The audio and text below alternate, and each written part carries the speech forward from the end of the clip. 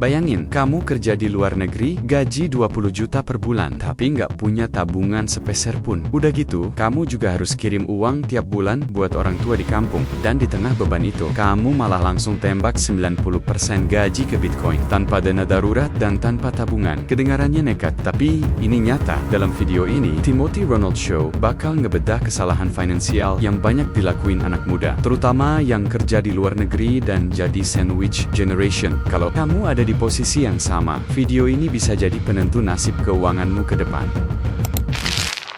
Halo, perkenalkan, nama saya Najib, umur saya 24 tahun. Iya. Saat ini saya kerja di Jepang di sektor pertanian.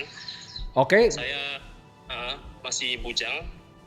Mungkin saya bisa dibilang sandwich generation ya. Sandwich generation seperti Iya. banyak anak muda lainnya. Saya memiliki tanggungan ibu dan bapak saya yang butuh dibiayai di Indonesia. Dan ya, gaji saya sebulan mungkin bisa diinvestasikan kurang lebih 10-15. Gajinya berapa, Najib? Pertanian bidangnya di bidang apa? Di bidang pabrik jamur. Pabrik jamur. Oke. Posisinya sebagai? Sebagai staff, ya sebagai yang manen gitu, kadang ngepak-ngepakin jamur. Oke. Gaji bulanannya berapa? Income bulanannya? Kalau kotor bisa 25-30, cuman banyak potongan ya kalau di Jepang ini, jadi mungkin bersih di 15. Oke. Bersih. Sampai 8. Oke. Bersih kalau 15 gimana cara kamu investasi? Berapa tadi 15? Berarti semuanya itu kamu nggak ada biaya hidup atau gimana? Kadang 20 sih bersih, kadang 15-20. Oke, berarti kamu pengeluaran bulanannya berapa? Kalau pengeluaran bulanan untuk makan, Ya. untuk utilitas ya mungkin bisa 7 juta. Di bersih itu udah dipotong sama utilitas sebenarnya. Jadi pengeluaran mungkin untuk makan aja 3 juta dari 15-20 juta tadi itu. Oke, jadi yang bisa diinvestasikan 15 juta, pendapatan kayaknya 15-20. Betul. Oke, jadi gini gua gini aja, gua gambarin pendapatan lu 20 lah ya. Pendapatan 20, 5 juta itu buat makan dan biaya hidup di Jepang. 15 itu dipakai untuk investasi sekarang. Untuk awal, karena saya baru ya di Jepang ini baru 3 bulan. Jadi Ya. gaji pertama saya itu 90% saya tembak langsung di Bitcoin waktu itu kan. Cuman saya DCA ya setiap bulan. Oke. Jadi, Oke. Kamu udah punya tabungan di bank belum? untuk saat ini tabungan belum, mungkin uang pegangan aja sih. Oke. Jadi ini ada suatu konsep sebenarnya ya. Jadi Yes. bro, yang kita sebenarnya ini konsep yang pernah gue bikin sekitar 5 tahun lalu, namanya tangga ternak uang. Jadi mungkin gue akan refresh dulu sedikit ya konsep di sini. Pertama adalah saran gue, lu punya at least 10 juta nggak di bank? Rupiah ya, gue ngomong bukan Jepang ya. Rupiah nggak ada bro. Sama sekali nggak ada 10 juta. Damn. Paling nggak ada. Nah ini tangga pertamanya udah ngawur nih ya. Jadi ini teman-teman makanya kita mau benahin nih awal-awal. Dan kamu sandwich generation sekarang. Betul. Kamu dengan kerja di Jepang ini, kamu harus nanti menghidupi kedua orang tua kamu yang ada di Indonesia, betul? Betul. Mereka butuh berapa biayanya per bulan untuk kamu kirim? Saya kirim biasanya 5-7, kemarin 7 terakhir. Nah itu gimana tuh? Jadi 5-7 tuh dari mana tuh duitnya? Karena kata kamu pendapatan kamu 20, bisa invest 15. Mungkin ada sedikit revisi ya. Iya, nah coba yang benar. Bersih, cuman belum dipotong sama buat biaya orang tua tadi. Oke, jadi pendapatan bersih yang kamu bisa investasikan atau kasih ke orang tua 15 juta? Betul. Oke. Dapat. Oke. Step satu. Ini sebelum kamu bantu orang tua dan lain-lain. Gue ngerti ya bro ya, sandwich generation karena gue Ya. juga sandwich generation.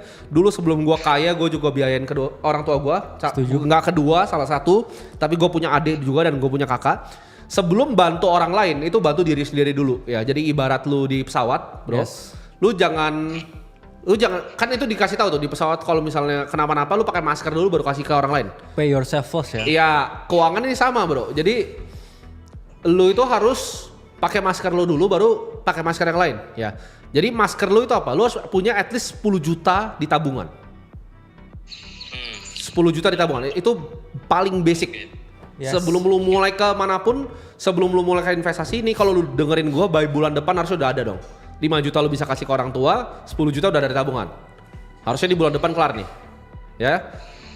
Oke. Kedua, pertanyaan gua, lu posisi lu punya liabilitas, punya hutang atau enggak? saat ini aman bro, nggak ada, nol. Nggak ada liabilitas. Mungkin kalau kredit gitu gimana ya? Selain rumah, kartu kredit kan bisa lu bayar sambil jalan kan? Rumah dan lain-lain? Nggak ada, Nol ya? nggak ada. Beban hutang dari orang tua? Nggak ada. Wah ini udah mantap nih. Oke, betul. Saya nggak ada. Oke. Jadi nggak ada. Itu step keduanya. Jadi di tangga ternak uang, step kedua adalah lu bebasin hutang ya. Jadi pertama itu lu 10 juta dulu ya. Ini kenapa 10 juta? 10 juta ini adalah sebagai pegangan lu aja sebenarnya. Lu harus sebagai manusia at least ada 10 juta di bank ya. Itu Sebagai makhluk hidup ya. sebagai makhluk hidup ya. Jadi bulan depan asal lu udah kelarin. Nomor 2 itu lu udah nggak usah, yaitu lunasin utang. Nomor 3 bro, itu adalah simpan dana darurat minimal ya. Ini minimal sekitar 3 sampai 6 bulan gaji. Jadi kita hitung gaji lu 20 juta, lu harusnya punya dana darurat itu sekitar 60 juta minimal. Nah ini berarti kan lu harus nabung nih. Halo? Oke. Iya, oke. Nah jadi gini, step 1 adalah lu sisihin 10 juta, ya kan? Step 2, lu jangan investasi juga lu, jangan beli Bitcoin, jangan beli S&P 500, jangan beli saham, jangan beli apapun, jangan beli obligasi. Lu nabung dulu. Oke. Dari 10 juta tadi, ini gua nggak minta lu taruh di reksadana pasar uang atau money market fund. Dari 10 juta tadi ya, itu sisa dari pendapatan lu, kan lu ada 15 juta itu kan. Lu bisa sisihin 15 juta kan? Berarti 15, 30 ya kan, 15. 4 bulan ya. Bulan pertama itu lu sisihin kasih orang tua lu, terus 10 juta. 4 bulan ke depannya lu tabung 15 juta. Jadi lu harusnya punya 60 juta di bank, berarti 70 juta di bank. Itu dulu. Oke. Ketika itu nomor 3 udah selesai, nomor 4 itu invest minimal 20% dari income. Jadi nggak usah gede-gede dulu, pelan-pelan loh. Iya. Step by step. Ya, lu nggak perlu sampai 80 kayak gua. Pelan-pelan dulu, karena lu kan masih berproses kan, lu belum paham semuanya. Jadi kalau lu punya posisi di Bitcoin, jawabannya lu cairin semua sekarang, keluar semua. Out. Setuju. Oke. Ada berapa Bitcoin lu sekarang? Mungkin di 12 juta. Itu out. Nah, 12 juta aja lu out dulu. Jadi lu nggak usah nunggu sebulan. 12 juta tuh out dulu, itu lu masukin tabungan lu. Lu kumpulin sampai jumlahnya 70 juta jadinya. Oke bro. Gitu. Oke. Dan ketika lu udah punya 70 juta tadi, baru kita sebutnya perang. Ya, jadi kita defensif dulu.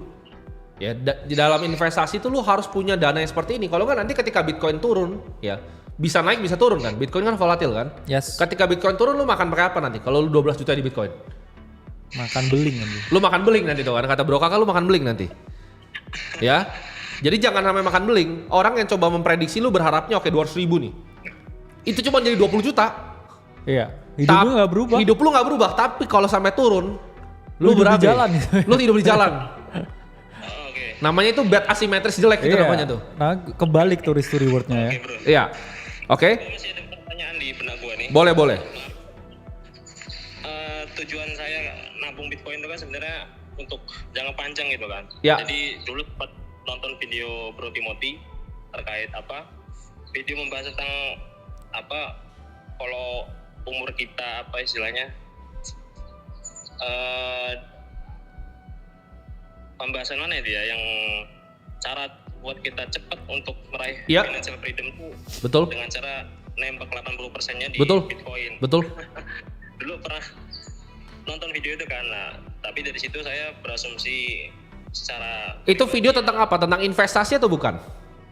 tentang alokasi Nah. pendapatan dan yang mana ya bro? Nah, ini salahnya nih. Itu kan video yang gue coret-coret itu video tentang investasi. Investasi itu tangga ke berapa? Itu tangga keempat. Yang keempat. Simpan buat nyerang itu tangga keempat. Lu belum beresin 10 juta nggak ada di rekening. Lu belum beresin dana darurat 3 sampai 6 bulan. Kalau lu sampai amit-amit diapa-apain, ya. Apa yang terjadi? Kalau lu dipecat deh. Lu mau ngapain? Tinggal di jalan? Lu punya tiket pulang aja nggak? Anggap ya, worst case dunia ini paling jelek ya.